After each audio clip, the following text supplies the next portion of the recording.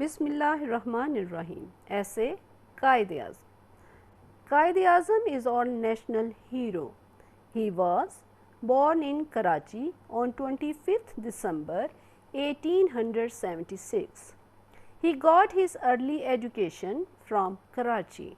Then he went to England for higher education. He worked hard for separate country for Muslims, and on 14th August 1947, Pakistan came into being.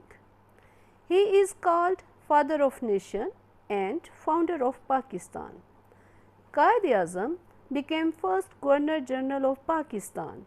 He was truthful, honest, hardworking, and loved justice. Faith, unity, and discipline are important principles given by Quaid-e-Azam. Quaid-e-Azam died on 11th September 1948. His tomb is in Karachi.